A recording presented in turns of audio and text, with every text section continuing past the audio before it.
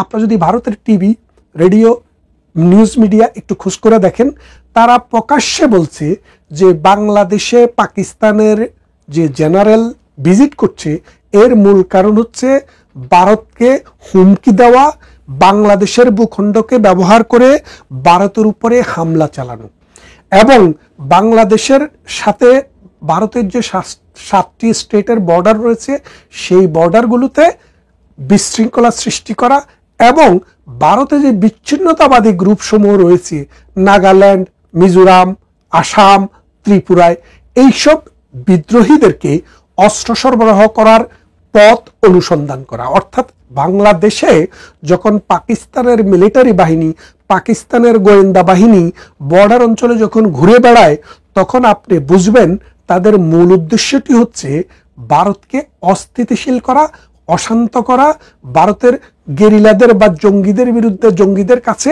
অস্ত্র সরবরাহ করা। এই কাজটি ভারতের পাকিস্তানের আইএস বাহিনী করে থাকে। এখন আজকে বাংলাদেশ যে অবস্থায় আছে, আপনি যদি দেখেন গত 53 বছরে পাকিস্তান থেকে যখন আমরা আলাদা হয়ে রাষ্ট্র হয়ে বাংলাদেশ রাষ্ট্র জন্মগ্রহণ হয় তখন থেকে যদি 53 বছর দেখেন, 53 বছরে বাংলাদেশ পাকিস্তানকে মাথাপিছু আয়ে $1000 ছাড়াইয়া গেছে। বাংলাদেশ পাকিস্তানের থেকে জীবনমান উন্নত হয়েছে, বাংলাদেশের কমিউনিকেশন পাকিস্তান থেকে ভালো, স্কুলে যাওয়া বাচ্চার সংখ্যা শতভাগ, বাচ্চার মৃত্যু মানে মাতৃকালীন মায়েদের মৃত্যু অথবা শিশুর মৃত্যু অনেক হারে কমে গেছে। ওয়ার্ল্ড ব্যাংকে আমাদের যে রিজার্ভ, ফরেন কারেন্সি রিজার্ভ আমাদের আজকের দিনেও 20 বিলিয়ন, পাকিস্তানের আছে মাত্র 6 বিলিয়ন, তাও সৌদি আরব এবং আরব আমিরাত থেকে দাঁড় করে সেটি রাখা হয়েছে। তার মানেটা কি দাঁড়াচ্ছে? শিক্ষা, চিকিৎসা, স্বাস্থ্য, অর্থনীতি কোনো দিক থেকেই পাকিস্তান আর আমাদের সাথে কম্পেয়ার করার, যুদ্ধ করার মতো জায়গায় নেই। আমাদের 1টি টাকা কিনতে হলে পাকিস্তানের 2.5 রুপি এখন দিতে হয়, অথচ সময় এমন ছিল যে বাংলাদেশের 3 টাকা দিয়েও পাকিস্তানের 1 রুপি কিনা যেত না, এমনই অবস্থা ছিল। আজকে সেটা রিভার্স হয়ে গেছে। সে রিভার্স হয়ে আমরা যখন উন্নতির দিকে যাচ্ছিলাম, ডক্টর ইউনূস এসে বাংলাদেশকে আবার ভিক্ষার সাজি হাতে দিয়ে দিচ্ছে, পাকিস্তানিদেরকে গণহারে দেশে আনছে, বিভিন্ন লেভেলের পাকিস্তানিদেরকে এনে বাংলাদেশের মিলিটেন্ট গ্রুপকে সোচ্চার করছে। কারণ ডক্টর ইউনূস বুঝতে পারছে এখনো বাংলাদেশে একক দল হিসাবে বাংলাদেশ আওয়ামী লীগের চাইতে বেশি সমর্থন কারণেই, অর্থাৎ বাংলাদেশ আওয়ামী লীগের চাইতে বাংলাদেশ আওয়ামী লীগকে যদি ধরেন আপনি 35 থেকে 40%, এর বাইরে কোনো দলের 25% সমর্থনও এককভাবে বাংলাদেশে নেই। তাইলে এই আওয়ামী লীগ যেই কোনো সময়ে বিদ্রোহ করবে, এই আওয়ামী লীগ যেই কোনো সময়ে মাঠ দখল করবে, এই আওয়ামী লীগ যদি একটি সুষ্ঠু নির্বাচন হয় সেই নির্বাচনে বাংলাদেশের ক্ষমতায় আসবে। এমতো অবস্থায় ডক্টর ইউনূস এই পাকিস্তানি বাহিনীদেরকে এনে বাংলাদেশকে অস্থির করছে, বাংলাদেশের রাজনীতিকে অস্থির করছে, সামরিক বাহিনীর ভিতরে অস্থিরতা সৃষ্টি করছে, আমাদের বর্ডারগুলোতে ভারতকে উস্কে দিচ্ছে এবং ভারতের অখণ্ডতা এবং জঙ্গিবাদকে উস্কে দেওয়ার জন্য পাকিস্তানি বাহিনী বিভিন্নভাবে এই দেশে অস্ত্রের পাচার করছে। কদিন আগে আমি একটি ভিডিওতে বলেছিলাম যে ভারতের পাকিস্তানের প্রায় 4000 আর্মির বিভিন্ন আন্ডার কাভার লোক বাংলাদেশে এখন অবস্থান করছে। টেকনাফ থেকে তেতুলিয়ায় এমন কোনো জেলা শহর নেই, এমন কোনো বিভাগীয় শহর নেই, থানা শহর নেই যেখানে এখন পাকিস্তানি বাহিনীর লোক আন্ডার কাভারে কাজ করছে না। এবং এদের মূল কাজে হচ্ছে ভারতকে টার্গেট করে, ভারতকে যদি অশান্ত করা যায়, সীমান্ত যদি অশান্ত করা যায়, সীমান্তের বিভিন্ন অঞ্চল দিয়ে যদি চুরি করে যদি অস্ত্র দেওয়া যায় তাহলেই কিন্তু পাকিস্তান সার্থক হবে। এখন ভারত কি করবে?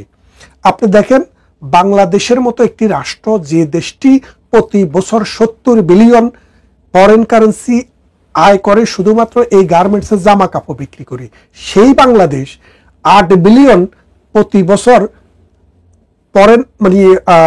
ইম্পোর্ট করে কাঁচামাল।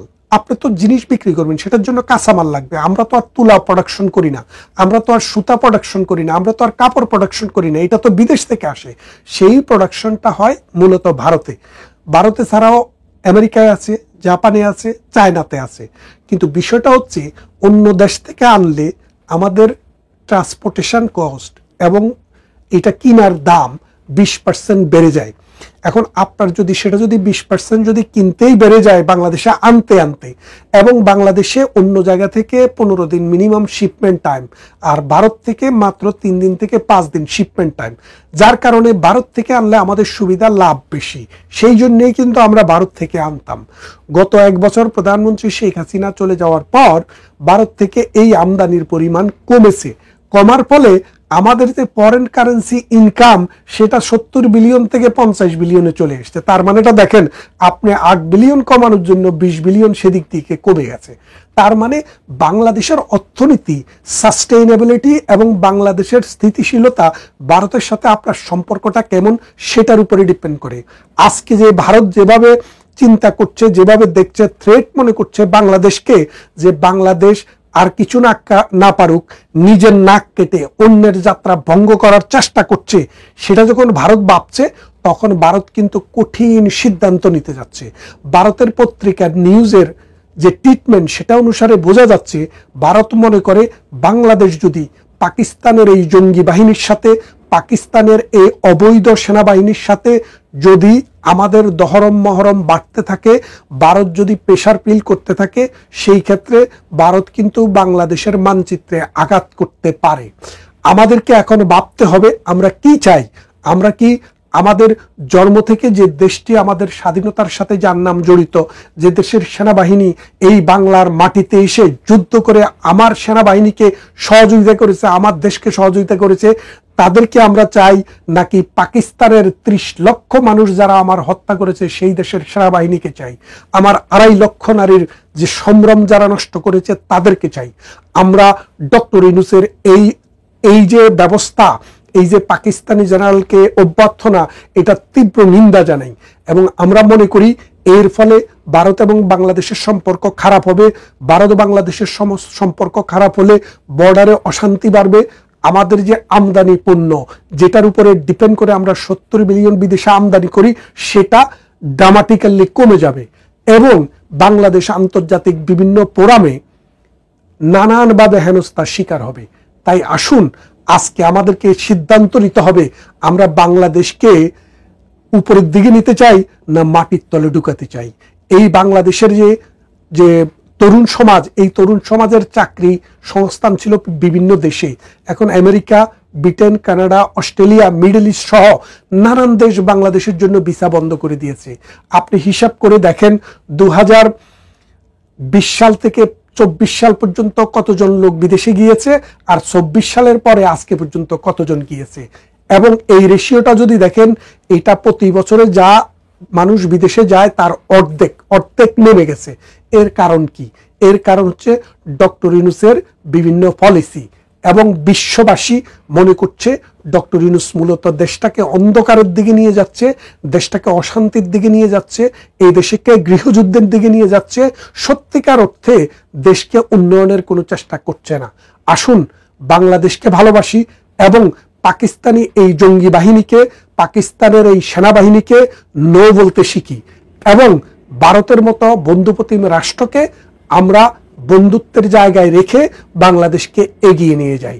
তা না হলে আগামী দিন এই দেশে যুদ্ধ, দুর্ভিক্ষ এবং অনাহার বাড়তে থাকবে।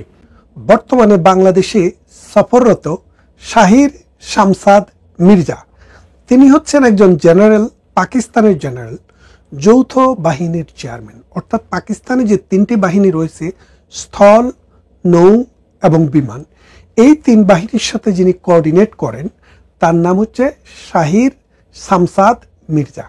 তিনি একজন জেনারেল র্যাঙ্কের সামরিক কর্মকর্তা, যাকে ভাবা হচ্ছে যে বর্তমান সেনাপ্রধানের পরে পাকিস্তানের তিনি সেনাপ্রধান হওয়ার উত্তরাধিকারী।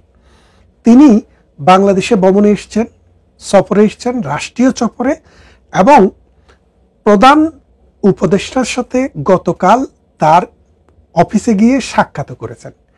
এখন বাংলাদেশে পাকিস্তানের সেনাবাহিনীর জেনারেলদের আগমন হঠাৎ করে বেড়ে গেল কেন? এই বেড়ে যাওয়ার পিছনে বাংলাদেশের ভবিষ্যৎ কোন দিকে যাচ্ছে সেটা আসলে নির্ভর করছে কিনা। বাংলাদেশ আসলে দক্ষিণ পূর্ব এশিয়ার ভেতরে একটি জ্বলন্ত অগ্নিকুণ্ডে পরিণত হতে যাচ্ছে কিনা, বাংলাদেশে সামরিকতন্ত্র মাথাচাড়া দিয়ে ওঠার চেষ্টা হচ্ছে কিনা, বাংলাদেশের যে পরীক্ষিত বন্ধু ভারত, যাদের সাথে ভালো সম্পর্ক বাংলাদেশ নামক রাষ্ট্রটির অস্তিত্ব টিকিয়ে রাখার জন্য খুবই গুরুত্বপূর্ণ বলে আমরা যারা মনে করি এবং যারা মনে করেছেন তাদের কাছে এটাতে কি সিগন্যাল এসছে। আপনারা জানেন যে 5 আগস্ট 2024 সালে প্রধানমন্ত্রী শেখ হাসিনার দেশ ছেড়ে চলে যাওয়ার পর ডক্টর ইউনূসের নেতৃত্বে 8 আগস্ট যখন সরকার গঠিত হয়, সেই থেকে দফায় দফায় পাকিস্তানের সাথে কিন্তু আমাদের প্রীতি বেড়ে যাচ্ছে। আমাদের হঠাৎ করে পাকিস্তানের সাথে প্রীতি বেড়ে যাওয়ার মানে পুরান প্রেম নতুন করে উথলে উঠার এর কারণ কি? আমরা রবীন্দ্রনাথের গানে শুনেছি যে হৃদয়ের একুল অকুল দুকুল বেশে যায় সজনী।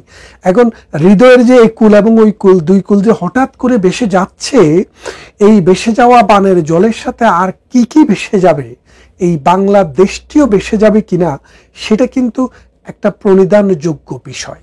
আপনারা দেখেন যে বাংলাদেশের সাথে পাকিস্তানের যখন যুদ্ধ হয় 1971 সালের মহান মুক্তিযুদ্ধ, সেই যুদ্ধে এই পাকিস্তান বাহিনী আমার দেশের 2.5 লক্ষ নারীকে ধর্ষণ করেছে, আমার দেশের 30 লক্ষ মানুষকে নির্বিচারে নির্মমভাবে হত্যা করেছে, যাদের অনেকের লাশ নদীর স্রোতে মিশে গিয়ে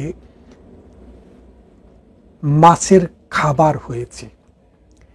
আমার দেশের 1 কোটি মানুষ, লিটারালি 1 কোটি মানুষ দেশান্তরিত হয়ে ভারতে আশ্রয় গ্রহণ করেছে।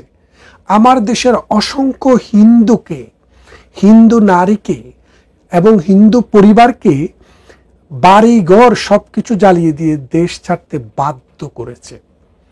আমার দেশে এমন কোনো গ্রাম মহল্লা পাড়া নেই যেখানে এই হায়না বাহিনী আক্রমণ করেনি।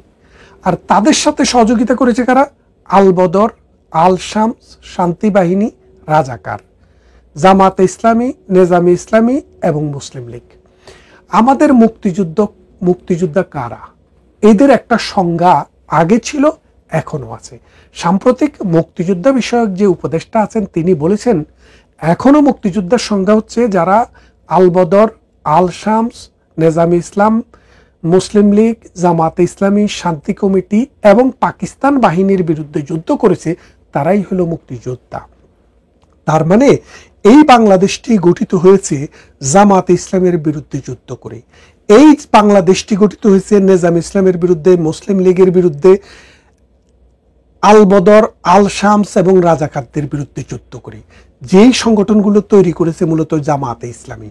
আজকে জামাতে ইসলামী বাংলাদেশে স্বাধীনতার সপক্ষে শক্তি আওয়ামী লীগকে কোণঠাসা করার পর তারা এখন ফুরফুরে মেজাজে আছে। তারা এখন মসজিদে গিয়ে বলছে এই মসজিদটি হবে বিচারালয়। তার মানে হচ্ছে বাংলাদেশে কোনো থানা থাকবে না, আদালতও থাকবে না। কারণ থানাই দেখবে, মসজিদে দেখবে বিচার কার করতে হয়, কাকে ধরতে হয়, কাকে মারতে হয়।